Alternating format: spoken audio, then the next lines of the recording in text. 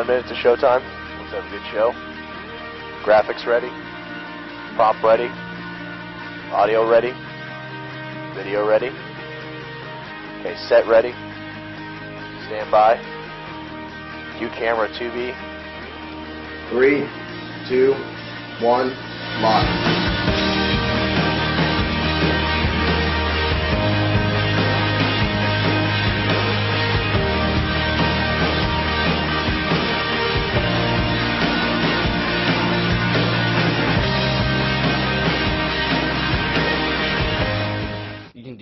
Hey guys. Hey guys, this is the Feed Live at the Timeout, and I'm your host James. And I'm Brock Kauffman, and we're doing the FIFA World Cup today, aren't we, James? Oh yes, should be a great show tonight. Sorry for the lateness, by the way. I don't know if Nikki emphasized that enough. We were trying to get this nice little monitor thing here for you, so yeah, we apologize for that. Let's get into it. Yeah, it's been 4 years, obviously, since the last World Cup. It was in 2006. That's a while. Yes. Especially for us young.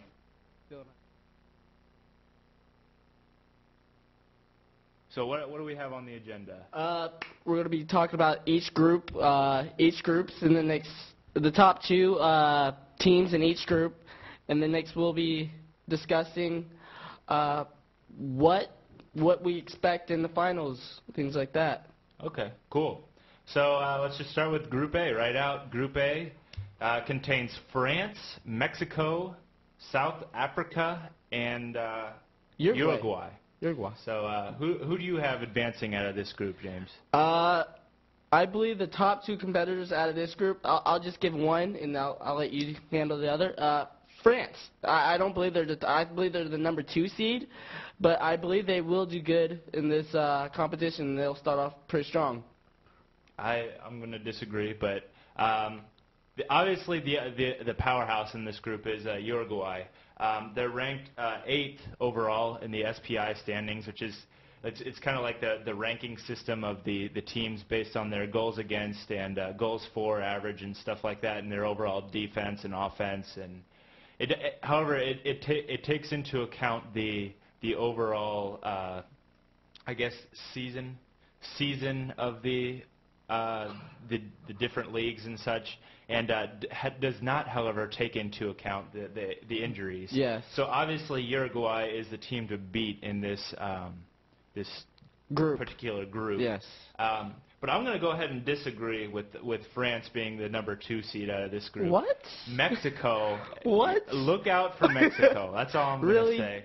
Mexico, they played a friendly against USA it was several months ago, and it was, I believe, in Mexico. And they gave, although U.S. isn't like a top-tier team, we're like 15th or so ranked in that SPI rankings, Mexico gave us a good game. I think it was 1-0 or 2-0, something like that, where the U.S. won. But it was a definitely well-fought game. That had all the U.S. starters out there and all the Mexico starters, because it wasn't close enough to like now the FIFA Cup to where they were worried about injuries and stuff. Yes. So definitely check Mexico, because if Mexico gets a couple of easy games under their belt, which let me see who they play. They play South Africa first. Oh, wow. So South Africa is 61st ranked in the SPI rankings. So we're not expecting too much from the hosts. No, host nation. not at all. They got into the tournament just because they're the hosts. Because they were the hosts. Yes. So look for Mexico to get some steam, get some momentum going. They get that first game against South Africa, and definitely watch Mexico, because they could even give Uruguay a run for their money. So, and then who else do we have? South Africa. Okay, so we got everybody covered in this group. So you're taking Uruguay and France. Yes. I'm thinking France might be a little bit shaky because of I don't know if any of the viewers out there have seen the handball by Thierry Henry, or their qualifying match with Ireland. Ireland is still furious about that. Thierry Henry actually controlled the ball with his hand in one of the qualifying matches. Thierry Henry is a forward for France. And since then, France is overall ranked 11th in the SPI's rankings. But since that incident, they've been pretty shaky. In the other qualifications, they've been shut out a couple of times and just not overall looking really confident. So I believe they're just trying to relax, trying to get into flow. Now the World Cup is here. They're about to jump into things and get things started. I think they're about to take off. I really do. Okay. So me and James disagree on this one. I have reasons that are more logical than Yes, he does. But that's Group A in a nutshell. So moving on to Group B. Who you got coming out of Group B? Argentina and Nigeria. This is a wide open group, I feel like. It contains Argentina, Nigeria, South Korea, and Greece. And all four of these teams are ranked within the top 40 in these SPI. These are all SPI rankings that I'm coming up with here. And although Argentina looks to be the team to beat in this particular group. Although they, similar to France, have been shaky in the recent qualifying games. So I'm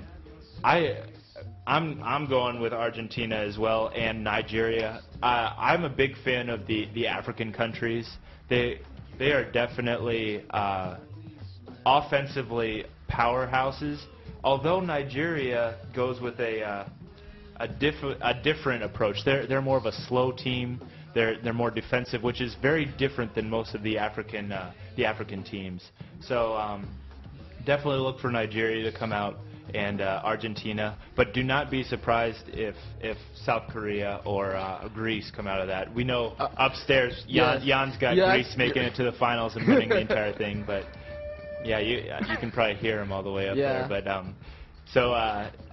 definitely look at this. This is although it's not considered the group of life, like group E or I believe D or I don't know, whatever. It's one of the farther groups. There's considered a group of life, and I consider this one probably the group of life. Yes. So, what are some of the what are some of the other possibilities we could get out of this? I believe South Korea might come up with a couple upsets here in their group games, I must say.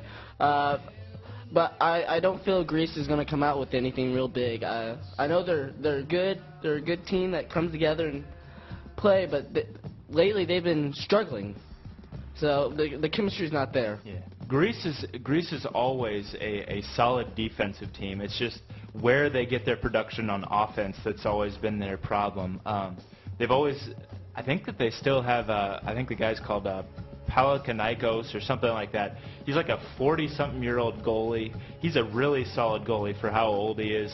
He definitely brings some stability to their defense. Some leadership. And senior leadership. He's been in at least like 3 or 4, maybe even 5 these FIFA World Cups. So he definitely has some experience. I'm not even sure if he's on their roster, but I'm sure he's involved and has given them some really good senior advice.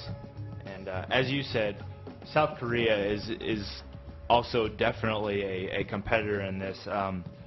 My roommate actually from this past year at college is from South Korea, and although he's not the biggest into sports, of all the sports he is most into soccer, and it seems like their country is really behind them. Yes. So look for a lot of Korean support, and I mean this is a really wide open group. So hopefully Argentina and Nigeria for at least everybody here on the Feed Live filled out a bracket, and so hopefully for our sake Argentina and Nigeria will pull through. So moving on to Group C. Group C. Who you got in Group C? Group C. England. I do have this number 1. I'm sad that David Beckham is not playing for them because he did just come off an injury. Torn Achilles, which is awful. It's just nasty to think about, but yeah.